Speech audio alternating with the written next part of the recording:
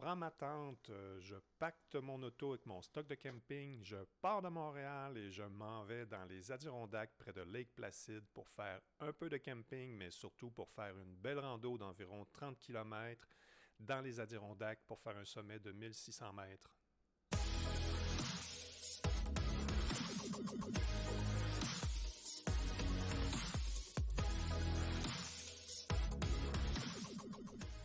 Les Adirondacks sont un beau terrain de jeu pour ceux qui aiment faire de la rando en montagne.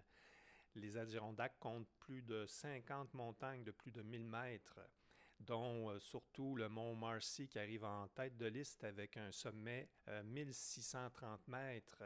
Pas très loin en face, on a le mont Algonquin à 1559 mètres et entre les deux, nous avons le mont Colden à 1437 mètres. Mon objectif aujourd'hui, c'est de faire une rando de 30 km en partant du stationnement en bas de l'écran pour suivre le tracé qui est sur la carte. Donc, je vais monter jusqu'au sommet du mont Marcy pour redescendre de l'autre côté, contourner le mont Colden et passer entre le mont Colden et le mont Algonquin pour revenir jusqu'au point de départ. Alors, sans plus tarder, rendons-nous au point de départ, qui est le stationnement ici, et voici l'entrée du sentier. Mon choix s'est arrêté sur la boucle du mont Marcy, tout simplement parce qu'on y traverse beaucoup de ruisseaux et de rivières, ce qui rend la rando très, très agréable.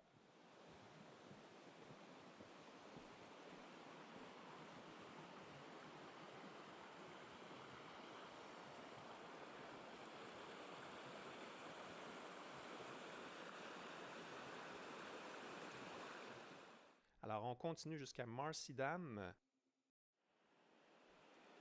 Alors, on peut voir ici l'ancienne dame qui a été ouverte.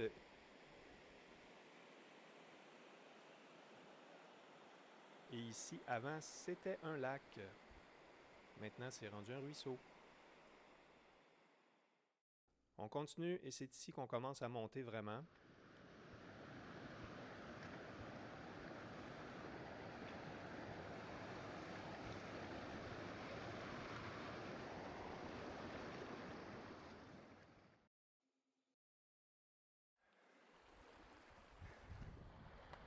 On traverse encore des ruisseaux.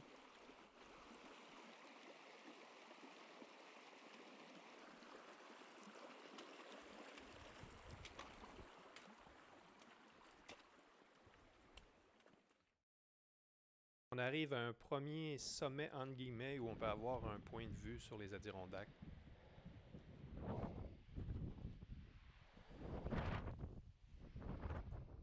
Ensuite, on repart pour arriver au sommet du mont Marcy qui va nous offrir une vue complètement dégagée de 360 degrés sur les Adirondacks.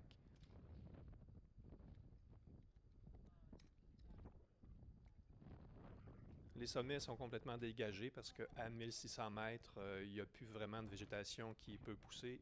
Il n'est pas question d'avoir des arbres, uniquement de la mousse.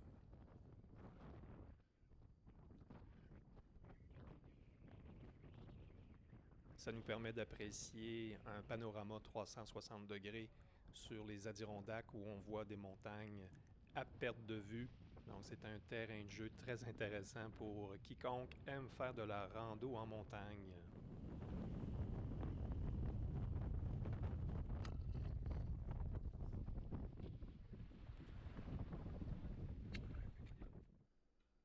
Par la suite, on redescend de l'autre côté pour faire une boucle. Alors, en redescendant tranquillement pas vite, on retrouve les arbres. Ils sont de plus en plus gros et de plus en plus hauts. On descend complètement pour contourner Colden et c'est là qu'on trouve plusieurs rivières et cascades qui sont très intéressantes à regarder. C'est la raison pour laquelle j'aime faire cette boucle, même si elle est longue de 30 km, c'est que ça nous permet de voir de très beaux paysages, de très belles cascades d'eau naturelle.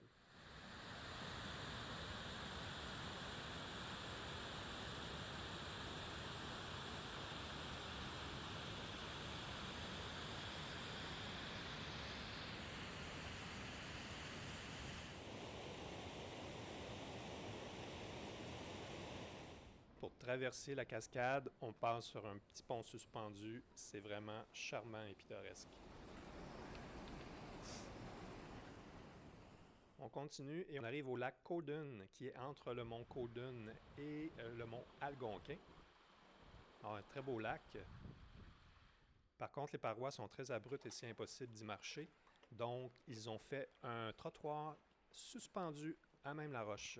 En bon amateur que je suis, malheureusement, ma batterie est morte et j'ai complètement oublié d'apporter une batterie de secours. Alors, on ne verra pas le chemin du retour, malgré qu'on l'a déjà vu dans l'autre sens.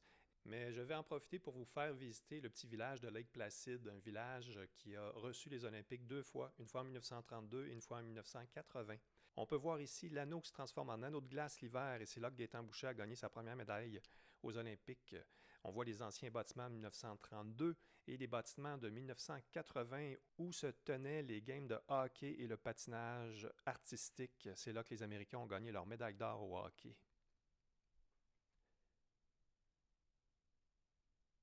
On va continuer un petit peu plus loin sur la Main Street.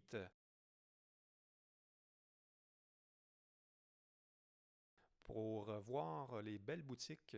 Évidemment, il y a beaucoup de boutiques spécialisées en sport d'hiver et de très beaux hôtels de luxe. Mais aussi, la Main Street comporte beaucoup de petites boutiques très intéressantes.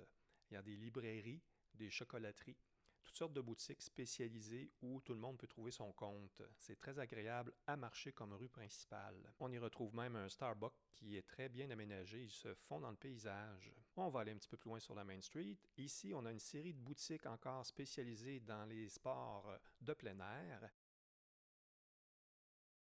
Et ici, nous retrouvons le lac. Par contre, ce n'est pas le lac Placide, contrairement à ce que tout le monde pense. C'est le lac Miroir. Le lac Placide est plus loin encore. Moi, ce que j'adore, c'est la façade du vieux cinéma qu'on peut voir ici. Vraiment, c'est d'un chic absolu. La série de boutiques continue et ensuite, c'est une série de restaurants avec des terrasses qui donnent directement sur le lac Miroir en arrière. C'est très agréable pour un repas.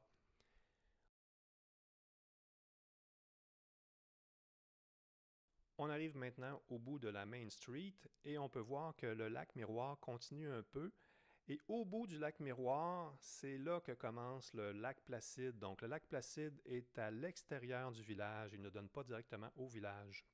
Et c'est ici que je vous laisse avec une vue du golfe au coucher de soleil.